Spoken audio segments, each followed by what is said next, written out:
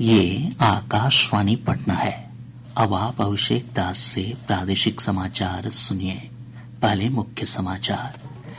केंद्रीय वित्त मंत्री निर्मला सीतारामन आज लोकसभा में वित्तीय वर्ष 2024-25 का केंद्रीय बजट पेश करेंगी।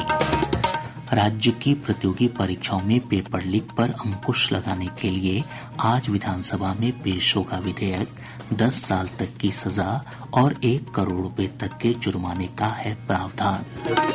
भागलपुर, मुजफ्फरपुर, बीरपुर और छपरा समेत राज्य के 10 शहरों को उड़ान योजना से जोड़ा जाएगा। 20 सीट तक की क्षमता वाले विमान सेवा की होगी शुरुआत। और रिहन तथा वाणसागर जलाशय से बिहार को पानी की आपूर्ति शुरू। प्रतिदिन 9000 क्यूसेक पानी मिलने से दक्षिण बिहार के किसानों को मिल रहा है लाभ।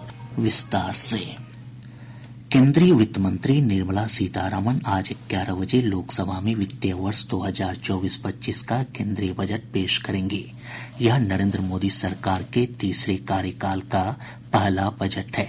इससे पहले कल दोनों सदनों में वित्तीय वर्ष 2023-24 का आर्थिक सर्वेक्षण पेश किया गया, जिसमें देश के आर्थिक प्रदर्शन की समीक्षा की गई है। एक रिपोर्ट। वर्ष 2019 में कार्यभार संभालने के बाद से वित्त मंत्री निर्मला सीतारमण यह लगातार 7वीं बजट प्रस्तुति होगी। अपने बजट पूर्व परामर्श के दौरान वित्त मंत्री ने कई हितधारकों के साथ बैठकें की, जिनमें किसान और मजदूर संघ, कृषि अर्थशास्त्री, शिक्षा और स्वास्थ्य से जुड़े विशेषज्ञ के अलावा रोजगार और कौशल, व्यापार तथा सेवाओं के साथ साथ बुनियादी ढांचा, ऊर्जा और शहरी क्षेत्र से जुड़े प्रतिनिधि शामिल थे। परामर्श के दौरान वित्त मंत्री ने विशेषज्ञों और प्रतिनिधियों को आश्वासन दिया कि बजट तैयार करते समय उनके सुझावों पर विचार किया जाएगा। लोकसभा में बजट पेश होने के बाद बजट की कॉपी राज्यसभा में भी रखी जाएगी। आनंद कुमार, आकाशवाणी समाचार, दिल्ली। बिहार के 10 शहरों को केंद्र की महत्वाकांक्षी उड़ान योजना से जोड़ा जाएगा। इनमें वीरपुर, सहरसा, भागलपुर, मुंगेर, मुजफ्फरपुर, वाल्मीकिनगर, मोतिहारी, रक्सौल, मधुबनी और छपरा को शामिल किया गया है। इन शहरों से 20 सीट तक क्षमता वाले विमान सेवा की शुरुआत होगी। राज्यसभा में भाजपा सांसद भीम सिंह के तारांकित प्रश्न के उत्तर में नागर विमानन मंत्री KR नायडू ने ये जानकारी दी। केंद्रीय मंत्री ने बताया कि बिहार सरकार से इन शहरों से विमानों का परिचालन शुरू करने के लिए हवाई अड्डे के विकास और भविष्य के विस्तार के लिए भूमि की उपलब्धता की मांग की गई है। साथ ही सुरक्षा, अग्निशमन सेवाओं, मौसम संबंधी सेवाओं और हवाई अड्डों के परिचालन और प्रबंधन के प्रावधान के लिए दायित्व के संबंध में अपनी सहमति और पुष्टि प्रदान करने का अनुरोध किया गया है। केंद्र ने कहा है कि केंद्र सरकार के कर्मचारियों की पुरानी पेंशन योजना की बहाली का कोई प्रस्ताव विचाराधीन नहीं है। लोकसभा में वित्त राज्य मंत्री पंकज चौधरी ने ये जानकारी दी। वहीं एक अन्य प्रश्न के उत्तर में श्री चौधरी ने बताया कि सरकारी कर्मचारियों के वेतन और पेंशन में संशोधन के लिए 8वें केंद्रीय वेतन आयोग के गठन का भी कोई प्रस्ताव विचाराधीन नहीं है। केंद्र सरकार ने कहा है कि देश में बेरोजगारी दर में हाल के वर्षों में गिरावट आई है। लोकसभा में एक लिखित उत्तर में श्रम और रोजगार राज्य मंत्री शोभा करंदलाजे ने कहा कि नवीनतम रिपोर्ट के अनुसार वर्ष 2020-21 में 15 वर्ष और उससे अधिक आयु के व्यक्तियों के लिए अनुमानित बेरोजगारी दर 4.2% थी। 2022-23 में यह दर 3.2% रही। पीएम विश्वकर्मा योजना के अंतर्गत अब तक 13,94,000 से अधिक लाभार्थियों का पंजीकरण किया जा चुका है। इसमें लगभग 5.5 लाख महिलाएं हैं। लोकसभा में कौशल विकास और उद्यमिता राज्य मंत्री जयंत चौधरी ने बताया कि 5,03,000 से अधिक लोगों को प्रशिक्षण दिया जा चुका है। इसमें लगभग 2.25 लाख महिलाएं हैं। राज्य की प्रतियोगी परीक्षाओं में पेपर लीक पर अंकुश लगाने के लिए राज्य सरकार नया कानून ला रही है। सरकार इस संबंध में आज विधानसभा में विधेयक पेश करेगी। विधेयक में पेपर लीक या इससे जुड़ी किसी भी गतिविधि में शामिल होने वालों को 10 साल तक की सजा और 1 करोड़ रुपए तक का जुर्माना लगेगा। इस कानून के अधीन सभी अपराध संज्ञेय और गैर जमानती होंगे। विधानसभा में कल विधायकों के बीच बिहार लोक परीक्षा अनुचित साधन निवारण विधेयक 2024 की प्रतियां बांटी गई। इधर आज ही उच्चतर शिक्षण संस्थानों में विश्वविद्यालय सेवा आयोग द्वारा नियुक्तियां किए जाने संबंधी संशोधन विधेयक सहित कई अन्य विधेयक भी पेश किए जाएंगे। विधानमंडल के मानसून सत्र के पहले दिन कल वित्तीय वर्ष 2024-25 के लिए 47,512 करोड़ रुपए का पहला अनुपूरक बजट पेश किया गया। विधानसभा में वित्त मंत्री सम्राट चौधरी ने और प्रभारी मंत्री अशोक चौधरी ने विधान परिषद में अनुपूरक बजट पेश किया। 26 जुलाई को इस पर वाद विवाद और सरकार के उत्तर के बाद इसे पारित किया जाएगा। विधान परिषद के कार्यकारी सभापति अवधेश नारायण सिंह आज निर्विरोध रूप से सभापति निर्वाचित किए जाएंगे। श्री सिंह ने कल सभापति पद के लिए अपना नामांकन पत्र दाखिल किया। इस पद के लिए किसी अन्य उम्मीदवार ने अपना नामांकन नहीं भरा है। विधानसभा के मानसून सत्र के संचालन के लिए विधानसभा अध्यक्ष ने विभिन्न सदस्यों को अध्यासीन सदस्य मनोनीत किया है। इसमें भाजपा विधायक अमरेंद्र प्रताप सिंह, जदयू विधायक दामोदर रावत, कांग्रेस के विजय शंकर दुबे, राजद के भूदेव चौधरी और हिन्दुस्तानी आवाम मोर्चा की ज्योति देवी शामिल हैं। वहीं विधान परिषद के लिए डॉक्टर संजीव कुमार सिंह, प्रोफेसर नवल किशोर यादव, मदन मोहन झा और महेश्वर सिंह को अध्यासीन सदस्य मनोनीत किया गया है।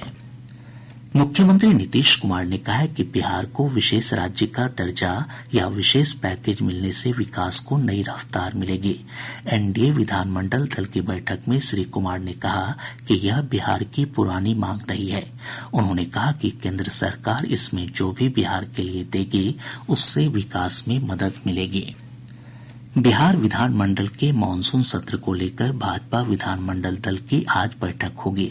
प्रदेश भाजपा कार्यालय में यह बैठक शाम 6 बजे आयोजित की गई है। प्रदेश भाजपा अध्यक्ष सह उप मुख्यमंत्री सम्राट चौधरी की अध्यक्षता में होने वाली इस बैठक में पार्टी के सभी विधायक और विधान पार्षद मौजूद रहेंगे। बैठक में विधानमंडल के चालू सत्र में विपक्ष के हमले का जवाब देने और राज्य सरकार की उपलब्धियों को सदन में प्रभावी ढंग से रखने को लेकर रणनीति बनेगी। प्रादेशिक समाचार आप आकाशवाणी पटना से सुन रहे हैं। सर्वोच्च न्यायालय ने इस साल की मेडिकल प्रवेश परीक्षा नीट में भौतिकी के प्रश्न के 2 विकल्पों को सही उत्तर मानने के एनटीए के फैसले पर अपनी राय देने के लिए एक विशेषज्ञ पैनल बनाने को कहा है। मुख्य न्यायाधीश डीवाई चंद्रचूड़ की अध्यक्षता वाली पीठ ने आईआईटी दिल्ली की विशेषज्ञ टीम को आज दोपहर 12 बजे तक सुप्रीम कोर्ट के रजिस्ट्रार को अपनी रिपोर्ट सौंपने का आदेश दिया है। नीट यूजी परीक्षा के संचालन में अनियमितताओं का आरोप लगाने वाली याचिकाओं के समूह में भौतिकी के एक विवादास्पद प्रश्न के लिए ग्रेस अंक देने पर सवाल उठाया गया था। इस मामले में आज दोबारा सुनवाई होगी। नीट पेपर लीक मामले में पटना स्थित विशेष अदालत ने 6 आरोपियों की सीबीआई रिमांड अवधि 5 अगस्त तक बढ़ा दी है। जांच एजेंसी ने इस संबंध में अदालत के समक्ष आवेदन दिया था। बिहार को रिहंद और वाण सागर जलाशय से पानी की आपूर्ति शुरू हो गई है। केंद्रीय जल आयोग से प्राप्त जानकारी के अनुसार उत्तर प्रदेश के रिहंद जलाशय से राज्य को प्रतिदिन औसतन 5,000 क्यूसेक पानी की आपूर्ति हो रही है। वहीं मध्य प्रदेश के वाण सागर जलाशय से 4,000 क्यूसेक पानी रोजाना मिल रहा है। इन दोनों जलाशय से पानी की आपूर्ति शुरू होने के बाद दक्षिण बिहार में सिंचाई के लिए पानी उपलब्ध होने लगा है। पटना स्थित अखिल भारतीय आयुर्विज्ञान संस्थान में अनुवांशिकी और दुर्लभ रोग क्लिनिक शुरू हो गया है। एम्स के कार्यकारी निदेशक प्रोफेसर डॉक्टर जी.के. पॉल ने बताया कि यहां जटिल विकारों से प्रभावित व्यक्तियों की जांच और इलाज की व्यवस्था के लिए विशेषज्ञों की टीम मौजूद रहेगी। उन्होंने बताया कि अस्पताल में नवजात शिशु जांच केंद्र की भी शुरुआत की गई है। बिहार लोक सेवा आयोग द्वारा शिक्षक नियुक्ति के तीसरे चरण की पुनर्परीक्षा संपन्न हो गई है। 4 दिनों तक चली इस परीक्षा के दौरान 57 फर्जी परीक्षार्थियों को गिरफ्तार किया गया। परीक्षा के अंतिम दिन कल पटना और बेगूसराय से एक फर्जी अभ्यर्थी की गिरफ्तारी हुई। गोपालगंज जिले के कुचायकोट थाना क्षेत्र से पुलिस ने 2 हथियार तस्करों को गिरफ्तार किया है। इनके पास से 4 विदेशी पिस्तौल और 8 मैगजीन बरामद किए गए हैं। पुलिस अधीक्षक स्वर्ण प्रभात ने बताया कि इन दोनों हथियार तस्करों का संबंध कुख्यात लॉरेंस विश्नोई गिरोह से है। उन्होंने बताया कि इस गैंग के अन्य सदस्यों की गिरफ्तारी के लिए एसआईटी का गठन किया गया है। कृषि विभाग ने पटना के बख्तियारपुर के तत्कालीन कृषि प्रखंड पदाधिकारी नसीम अंसारी को रिश्वतखोरी के आरोप में बर्खास्त कर दिया है। बर्खास्त अधिकारी को निगरानी जांच ब्यूरो ने 11,000 रूपये रिश्वत लेते रंगे हाथ गिरफ्तार किया था। पटना के मनेर प्रखंड के खासपुर पैक्स अध्यक्ष और प्रबंधक समेत 12 सदस्यों के खिलाफ 37 लाख रुपए गबन के आरोप में प्राथमिकी दर्ज कराई गई है। अररिया पुलिस ने सुपौल के प्रतापगंज से मानव तस्करी के आरोप में 4 लोगों को गिरफ्तार किया है। अब पटना से प्रकाशित प्रमुख समाचार पत्रों की सुर्खियां। आज के सभी समाचार पत्रों ने केंद्र सरकार के उस स्पष्टीकरण को प्रमुखता से प्रकाशित किया है जिसमें कहा गया है कि मौजूदा प्रावधानों के तहत बिहार को विशेष राज्य का दर्जा नहीं दिया जा सकता है। हिन्दुस्तान लिखता है, जदयू सांसद के सवाल पर केंद्रीय वित्त राज्य मंत्री बोले, बिहार को विशेष राज्य का दर्जा नहीं मिलेगा। दैनिक भास्कर ने इसी खबर पर विभिन्न राजनीतिक दलों की प्रतिक्रिया को प्रमुखता से प्रकाशित किया है। मुख्यमंत्री नीतीश कुमार के हवाले से अखबार लिखता है, हमारी मांग राज्य हित में। दैनिक जागरण ने लिखा है, मोदी सरकार 3.0 का पहला बजट आज। प्रभात खबर लिखता है, आर्थिक सर्वेक्षण में चालू वित्तीय वर्ष के दौरान आर्थिक वृद्धि दर 7% रहने का अनुमान। आज और राष्ट्रीय सहारा समेत सभी समाचार पत्रों ने सावन माह की शुरुआत से जुड़ी खबर को सचित्र प्रकाशित किया है। और अब अंत में मुख्य समाचार एक बार फिर। केंद्रीय वित्त मंत्री निर्मला सीतारामन आज लोकसभा में वित्तीय वर्ष 2024-25 का केंद्रीय बजट पेश करेंगे।